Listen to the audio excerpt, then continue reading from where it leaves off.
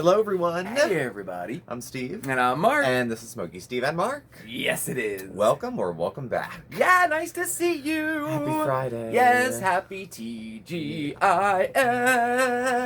It's very exciting. It is. I'm very happy it's the exciting. weekend. For a lot of reasons. For a lot of reasons. It's nice not to have to go outside for a while. It is blistering.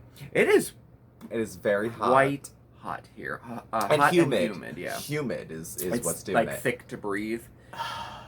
In my office all week long, it like my papers are like moist kind of, and we have in two of the offices we have these salt lamps. Yeah, you know, like it's a they're dripping like I don't know, and so it turns out we do have an issue with our air conditioner. We have two different systems, but the one it's not working properly. And of course, that's all our individual offices. So when you close the door to talk to someone, it is like a sauna. It is so uncomfortable. But we're ending. Yeah, I mean, the summer's coming close to an end. It is. So, We're getting close to Labor Day already. Yes. Yes. Wasn't it just Christmas? Yeah. Wasn't I Tell just me in high about school? it. What's I know. happening? What is happening? It's crazy. I don't know. It is crazy. It really is. I was thinking, We were just saying summer's over, fall's coming. And he agrees. He totally agrees that life is crazy right now, huh? I know. And he's growing 7 years for every one of ours. So I know. I mean, I was thinking, I was putting together, like, I've been starting to think about autumn and actually the holiday season, really, because, when you're making videos, you do want to plan a little bit for special things, Well, you want to have, a few in them. I have to order, like, materials and stuff, so it's not too early, really, but I was starting to think, my gosh, like, the holiday season is right around the corner. That's insane to me, like... just a few months, and it'll be here. I know, I mean, I'm excited about it, I really am, to reiterate, I really think time is going by very fast. But, the odd thing is, don't you think, like, when you're going through it, it doesn't How come feel Monday fast? doesn't go fast? I know. How come every other minute and moment of my life is accelerating? Like, what people is always say that when you all get older, about? it goes faster. How come when I was, like, 16 years old sitting in English class, life didn't fly by? Right. If I had 6 months to live, I would sit in 8th grade music. It'd be the longest 6 months of my life. Right. If I would just sit there the whole time. I liked home ec myself. Go figure. We didn't have home ec. No, you didn't. We had a home ec room, but it was the art room. That's where because it had a sink. Oh, okay, so that became the art room. We had these slate tables from the old biology classes. So how are you doing? Did you have a good week? Are you excited for the weekend too? Ready. I think we're going to get some storms, which We is going to cool are. everything down. And we're supposed to have one nice day out of the two. Oh, okay. So we're going to have, I think, a nice Saturday and not Sunday. Ooh. And then there's another storm, Ida, who apparently was jealous of all the attention Henry was getting. So she's coming perhaps middle of next week. To the Gulf Coast, I hear. And then she's going to wind her way up here. Yeah. So we'll have a little hurricane season. It's I good think for the it's peak, isn't? Oh no, September. What? The second week of September, I think, is peak. Is peak, and then it starts to taper down. Yeah. But it's good for the garden. It is good for the garden. Yeah, It's good for the garden. I'm gonna have to get out there this weekend and get ready for autumn, and I'm gonna film some things for Mondays with Mark. But if we have some inclement weather coming, I don't know. I made a huge baked ziti with a bunch of stuff from the garden. We had like Yes, you eggplant did. and peppers and zucchini, and I threw some onion in there and threw the whole thing in the oven. Sheet pan recipes are a thing now. I've been doing that for years because I'm lazy. And threw it in the oven, 400 for like half an hour, and then the tomatoes I had roasted. Because now we got to put the cross on the tomato and then boil it and peel the skin. Who has time for that? So split it in half, get the seeds out, put it in the oven, let it collapse, and then just pull the skin off the top. It's very easy. Yes. And it adds a roasty, toasty flavor, and your friends will think it's cool, and blah, blah, blah. And I dumped that into some jarred sauce, and then mixed it, and voila. And covered it with cheese and baked it. It looks very good. Yeah, it needs a little extra sauce, though. Yeah. I like saucy pasta. Now the big question is, Do we order Uber Eats tonight? It is Friday. That shit'll still be good like tomorrow. I guess that's decided. So what's on the topic for tonight? Well, I hear we're going to be a little more serious, maybe? A little more, well, now that we've chatted for a moment. Yes. So Mark and I, as you know, do some discussion about recovery, mental health, and drug and alcohol. And Mark shared his recovery story, which was very good. Well, thank you. You did very well. Thank you. And I've shared mine in pieces. Most recently, I think about a month ago, I talked about wreckage and recovery and what comes together. It's been timely because, as you know, I follow one Miss Foodie Beauty, and her life is a train wreck of unaddressed substance use issues, among other things. So we've been talking about it a little bit more. It's kind of something we know about. And you can't fit everything into your recovery story. No, you should. It's hard to jam years of not only tragedy and mistakes made, but lessons learned, little bits of wisdom that have come along the way, people you run into in the mall that all of a sudden you have a cute exchange, and it seems like one of those, people call them God moments. Yeah. Whatever they are, they're cool, you know? It's hard to jam all that into half an hour. Right. 45 minutes. It is. I mean, it's difficult to do. So things get left out. Yeah. A lot of things end up getting left out. Cool things, too. Like interesting things. And then plus we, a lot of the comments we received, I would say probably the top question was, how does being in recovery and going through what you guys have been through, how does that, like, fit into or affect your relationship today?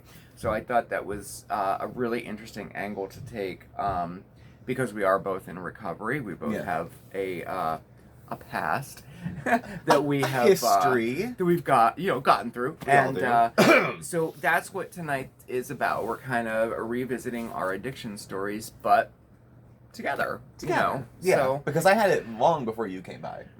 I've been an addict long before you were even. Before you were, probably, because you started late. I did start late. You started late. You started when you were 30, and now you're 38. Yes. So right. Yeah, because I've been at it since I was 18, and I'm 39, so probably about the same amount of time. Probably about the same amount of time. You just, Probably about the same amount of time in active addiction, in all seriousness. About 20 years. Yeah. Well, no, less, maybe. Well, I had 10 solid years of hell, of active addiction. Once I tried heroin. I mean, heroin was the one that really took me down. I mean, it was all terrible, but that was the game changer. And I was 30 when that happened, and I was 31 when I went into my first rehab too. So I had experimented prior to that a lot with pain medications. I certainly was addicted. I mean, to the pain medications. Yeah. But not that it was any better, but the game changer was when I was introduced to heroin. I could see that, though, because there's a whole different not a whole different lifestyle, but a very different lifestyle. It is, yeah. Around, I mean, with prescriptions, it's legal drugs being treated illegally. Yeah. But there's nothing redeeming about heroin. No. It's not used medicinally, not in the States anyway. No. And it's illegal. So there's a whole subset of stuff. Yes. Like, you have an experience I don't, because I drank. Obviously you can drink and do illegal things, which is what I did. But possession of it, getting it, you don't have to be too sketchy to go to a liquor store. So there's parts of your life that I probably can't even imagine and haven't asked about as far as things done to get substances and things like that. Granted, I've flirted with some unattractive people to get a drink or two. Yeah. Yes. Shamelessly. And that usually doesn't, when you're, with heroin and hard drugs like that, in my case, that didn't happen in my case. It wasn't how you got them. Yeah. It wasn't like that. I do know that it's more prevalent with females. Yeah. Because they can offer certain, favors in return for drugs. I'm dating my dealer. Right. There's a lot of ways people explain it to themselves. It's not so common with males as far as that goes. I mean, I'm absolutely certain it happens and everything, but I was kind of, I suppose, lucky in that sense. Were you more into stealing? Yeah, It seems to be a split. These were some of the things that I didn't. Steal. I know I didn't get into in my addiction story. I kind of just mentioned it very quickly, but I had said that I was in jail. I was in institutions. I even experienced death with the ODs, but I didn't elaborate on it at all for time's sake, And the war stories, I mean, there are countless war stories that go along with both of our addictions, you know, because I always hesitate on talking about them because the one thing that I don't want to do is to glamorize the war stories, you know, make light of it, make fun of it, make whatever, because when you're going through it, those are very serious things. Yeah. And you can look back on some of them and maybe give a chuckle. Yeah. Like we joke a lot, you know, Steven has said, I don't know how many times through the years here on the channel that you would be so surprised to know that Mark can climb under a car and remove a catalytic converter to sell it, you know. I know. Well, I can, you know, and you can chuckle about that, you know. But the fact of the matter is, I did those things. I went to used car dealers, you know, lots at midnight, and I would remove those, and we would take them, you know, and scrap them for money. Certainly not proud of that, that at all. You know, and that's one of the examples of places that my addiction took me. Yeah. You know, was that, you know, but we were trying to think of things that we had left out that we wanted to maybe mention in this video, but I'd like to stay more like with us, you know, like as a relationship type of thing. So just very quickly, that was one of them. Someone asked how many ODs I had. I literally had four overdoses. 2 of them resulted in hospital stays of 2 days or longer. I was very, very lucky. I had a guardian angel. I mean, I was very, very lucky. I was trying to remember if in my addiction story I even discussed any of the overdoses or not, and I couldn't remember, you know. But it was 4. I did 4 times, which is just what constitutes an overdose? Well, for opiates, for heroin, painkillers, anything like that, an OD is when you go into respiratory distress. You literally stop breathing. You know, symptoms of that is, you know, a person will literally turn blue before your eyes, unresponsive, you know, all of that stuff.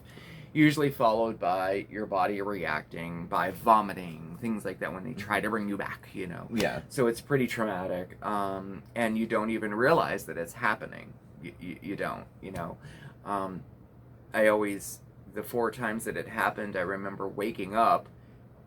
What happened? You know, didn't even know, didn't even realize what had happened, you know. Once waking up in the hospital, once waking up in an ambulance, one waking up still at home, you know, like it's quite scary, and again, not a proud moment. No, but see, that's the kind of thing that like I worry about in real time now, because addiction can be a chronic relapsing thing. You know, and are we to think we are so above it and immune that it could happen to us? Right. No, life happens. And so I start thinking, do I need to keep rescue medication in the house in case you overdose? Or do you need it in case I overdose? You know, like, things are unpredictable. I've had a couple intentional overdoses. My prerogative was different. I was looking for the end to happen. And I woke up not saying what happened. I woke up going, shit. Still here. Yeah. So it was different. But when it comes to the drug and alcohol stuff, I want to think, what if something happens? You know, should I have some Narcan in the house so that I can, and it's a good practice to have, even, you know. Even if you fell asleep and took more medication that you shouldn't have, or like, you know. Whatever reason. Yeah. Like, I do have it, and I carry it with me, and I haven't experienced this, but I've been told multiple times of how somebody was able to help somebody else on the street who OD'd, and they happened to have the Narcan or whatever medication to reverse the effects of the opiates. They had that on them. Yeah. And without getting into like the technical things of that, you know, Narcan saves lives. I mean, it absolutely does. It comes in a spray form where you spray up the nose. Nasal. It's in a needle form where you put it right in your thigh, like EpiPen, just like an EpiPen. Yeah. And still for preventative measures, it comes in like a tablet form as well, and as an extended release injection, and that's called Vivitrol. So, you know, just little bit of technical information about what OD medication is, you know. Yeah, the Narcan is the kind of thing you can keep on you in real time. Yes. You pass someone on the street who's overdosing and you can administer it and get them. It's a rescue. It's not meant to treat them. They're not going to... Right. Well, sometimes folks do stand right up and run away. Sometimes they do. And if I had heroin on me, I think I'd be scared too. And I might run away because what if sirens come? Yeah. You know, yes, I'm alive, but if I'm still so sucked into being sick, it's more important to me to use what I still have left on me. It's like... Yeah. And it literally, in Narcan, reverses the effects of opiates for a period of time. Mm-hmm. So it literally snaps you back, you know. Yeah. And what comes with drug addiction, well, drinking too, any substance use, dishonesty comes with it. And when we were talking about it in the course of the relationship, this is like chuckle, not funny, chuckle. Yeah. If you were to have relapsed, I would expect that you'd probably lie about it for a week. Right. Not no hard feelings, because dishonesty is like hurtful, but given the nature of addiction, I would expect you to lie about it. And I don't I wouldn't take it personally because that's part because of it wouldn't be personal. No, because you wouldn't lie to me unless it was something like that. Right. And I think I know that, you wouldn't. You know, we had both of us had discussed the insidious way this disease works, and that's one of them. The symptoms of this disease are things like manipulation and dishonesty, and so you think of symptoms as, oh, I have a stuffy nose, or, oh no, the symptoms of addiction are lying. and it is. They're and behaviors. And 9 times out of 10, the lying and the cheating and the manipulation is not personal at all, you know. And it's unfortunate, you know, it is unfortunate because lying breaks trust. And to regain trust is a hard thing. Even in a friendship or acquaintanceship. Yes. But when in a romantic relationship, you know, if there's been boundaries that are crossed, it's different. Now, ours are pretty solid because we're both addicts. Yeah. So, or substance. I'm still trying to clean up my language. Because I always say addict, alcoholic. Now, when I'm talking about my own recovery story, I'll talk about myself anyway, I damn well please. But for our friends in the community, the new language is substance use disorder. It is. S-U-D. It is. S-U-D. Yeah. We'll all get there, and by the time we do, it'll change change again. You know, I try not to roll my eyes at these things, but I don't get married to them either. Right. But in terms of the two of us being together, we have a lot of boundaries with that. We do. It's kind of like, okay, if you relapse, well, what do we do about it? Right. You know, and if you decide to make it a lifestyle, I will be leaving for a while, or you will be leaving for a while, depending on which one of us it is. Like, I think that within a relationship, I think that's one of the most important things to do if one or two people are addicts or have an addictive past together and they find themselves together in a romantic relationship. I do think that boundaries need to be set, and and like you were just saying about you have to have a plan of action and you have to have some boundaries set, and we won't get into all of ours, but basically one of them, I mean, it's as simple like we had discussed it, moving forward, what happens if this happens. And for me, if he drinks, then we have to be separate. One of us has to leave our home until you're sober, until that happens. One of us goes to a hotel, one of us, whatever. Yeah. And then it has to be followed up by action. If he drinks and I'm like, oh, all right, just go pass out, and I stay home and then it undermines the whole boundaries and the rock that you've kind of made your foundation, because the seriousness of my end stage alcoholism that I pretty much got to. It was bad. So I would probably, there's thinking in addiction that for some folks, they just pick up where they left off. It doesn't matter how many years has gone by. It could be 10 years. The tiger's been sleeping. Yeah. And if I wake it up, it'll not only pick up where it left off, it has been growing for 10 years. Yeah. So it would be quite messy to come in at that point. So it's not just, a drink and over, or this and over. It can escalate really, really quick. Now there's more stuff protecting me from relapse than before. I have a relationship, I have medication, I have treatment, I have a doctor, I have a family, I have people that know it's worth I'm worth saving. You know what I mean? Yeah. So I'd have more people kind of coming in to help. Yeah. And you're in the same spot too, because you have family now also. I do. I do. So and how it affects, how it affects our relationship today, it's all positive. I would say that, I mean, Steven is probably, I mean, he's like one of the main reasons I do what I do. I mean, I have the ability to be able, if I'm thinking about, I haven't even really thought about relapsing, but if like, I think about Steven, I think about my relationship, and do I want to risk that? No. And for today, that works. And, I'm not a betting guy, but I would put odds that tomorrow would be the same. And I'm so grateful for that, because in many, many ways, Steven saved my life, and you have. Aww. It's true. And you're one of my main motivations to continue, doing what I do, and, in the thrusts of addiction, and when you hit your rock bottom and you finally decide to do something about it, the work has just begun. Putting down the drug, just the beginning, It's just the start. You have to rebuild everything, and, and that takes time. And as people with substance use disorders, we want everything, and we want it right now. Yeah. And that was a hard thing to learn too, that everything is a process, Yeah. And I think I've talked before about breaking things down to small steps, small goals, and that's what I did. That's what we both did. You did the same thing. It started literally with making the bed every morning. I swear to God, my sponsor didn't come up with that. I don't do the 12-step thing anymore, but I refer to her a lot because she was just really right about a lot of shit. And she was very cool. She was, yeah. Make your bed. Yeah. Make your bed. It's every day. Every day, make your bed. Make it.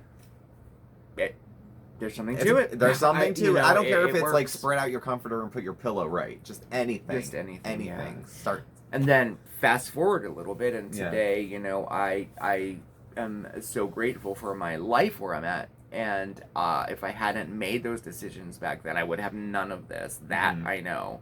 I have a decent job, that I've held for a while, Yeah. I was able to purchase my own car with my own credit. Never happened before in my life, ever. Yeah.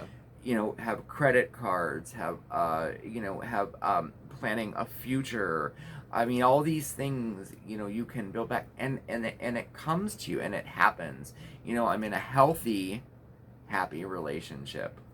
Healthy. Yeah. Now see, that's different.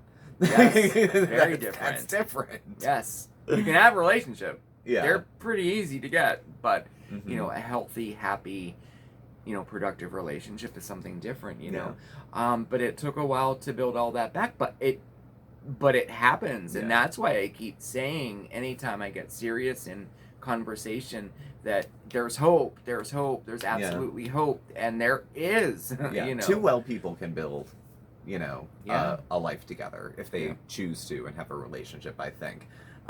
If they're honest with themselves about the reality of addiction. That's I have, mental illness going on as well. That's could take me out, but also we have boundaries and preventative stuff about that. And I've put a lot of self in the mean stuff between me and that also. Yeah. But that's been also a part of, I have the support to do it.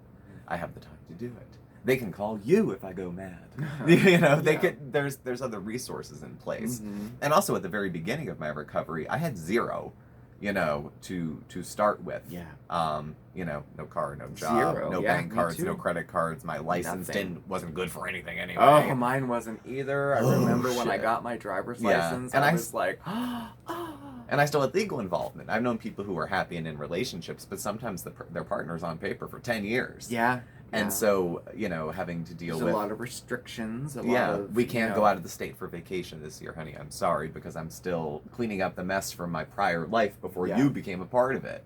We can't go this year, or I can't afford it because I have costs and fines. Sometimes cleaning up the wreckage of our past comes into the relationship, too. So, there's stuff with that. And if your partner is accommodating, which you are, because I didn't bring too much damage with me by the time we got together. But you were there for all drug court, treatment court, graduate. You came to my treatment court graduation. I did. 5 years for treatment court. Just so most of you know, it's like usually an 18-month program. But they didn't give up on me. Yeah, they didn't. So they were right not to, thank God. Yeah. So, well. And I guess that's just like, so I think that as far as a relationship goes, like setting up those contingency plans, setting up those boundaries, and having a plan if something was to happen in any of these scenarios, I think was very, very important. Because when it happens, you know what to do. You don't panic. You don't, and I do think that that's pretty important for folks who are in a relationship who have substance use disorders. Even at that, even if you don't, it's a good thing to have plans set up. What if someone has a heart attack, or what if, it's all in being prepared. No one likes to talk about those things, but it's very important. And you're my big support. If you ended up getting sick, go to the hospital or something, and couldn't be that support for me, I need extra for me on the side too. So then there's the self-care that comes into, if I take care of myself, then I can take care of us in the relationship. And a lot of addiction, I think, is about taking care of yourself, because it's something you don't do. Yeah.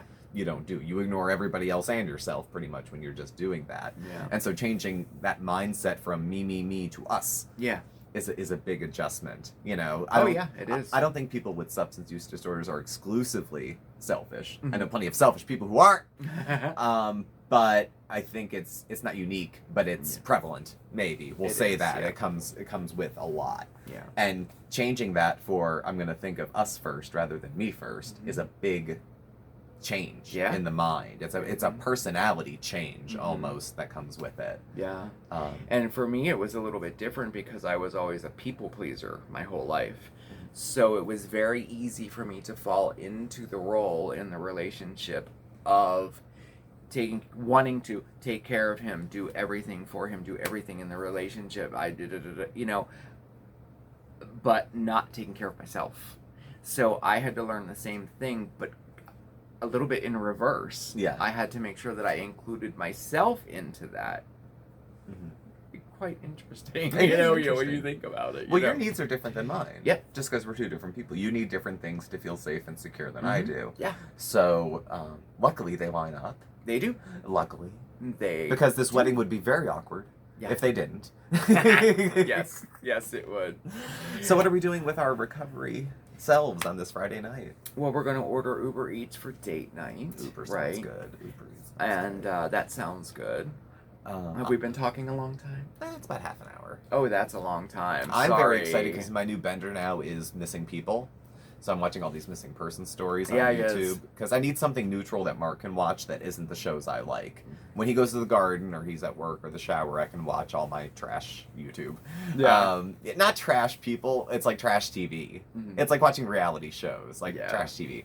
But I have to find something that you can stand. So we're watching top 5 missing persons cases now. I see that. It's something different. We're still making our way through the Friday the 13th series. We are. Part 4. We're up to 4. We haven't watched them every night because watch one night, take a couple nights off, then another one. But they are entertaining. I've been enjoying them, But a couple things real quick before we let you go. Remember, we are, less than a week left to get your designs in for our Halloween t-shirt. There's the picture. Yeah. Check out our YouTube short, the Halloween contest short, and it has all the details in there. But the deadline is September 1st to get your designs in for our 2021 t-shirt. So that's one.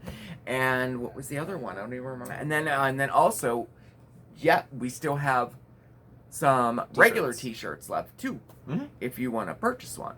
So we'll put that information down the bottom. Yeah, we'll put it in the description. So. People were asking, do you still have them? Yeah, we do. Some of the Good Vibes Only shirts, we still have some of those left. Yeah, we do. We have a few mediums, and then large and extra large. So if you're large or extra large. Getting requests for order smalls in. I didn't realize, are they that large, these t-shirts? Especially females said, please get some smalls in. So I couldn't get that over I'll do that next time. But we'll see. Yeah, we'll get them do next time. Yeah. So I think that's pretty much it. Yeah, that's it. So shall we call it a Friday? I think so. Let's call it a Friday. Well, thank you all for watching. Yes. Please do subscribe. Hit the notification bell on your way out so you get alerts when we have new videos and when we go live. You can follow us on Facebook at Smokeysteveandmarc or on Instagram at Smokeysteveandmarc. Our email address and our contact info is all listed below as well. Thank you again, and I will catch up with you tomorrow for Coffee Talk with one Miss Foodie Beauty. Oh, yes, and it should I'm be somewhere between coughing and crying. I'm not really sure which. It's just too much. But, yes, so... We'll break it down as best we can. Yes, we will. Thank you again so much for watching us, especially if you've made it this far. Mm-hmm. Kudos to you. Remember, everybody, please stay safe, stay well, and above all else, stay positive, okay? We'll see you next time. Bye. Ciao!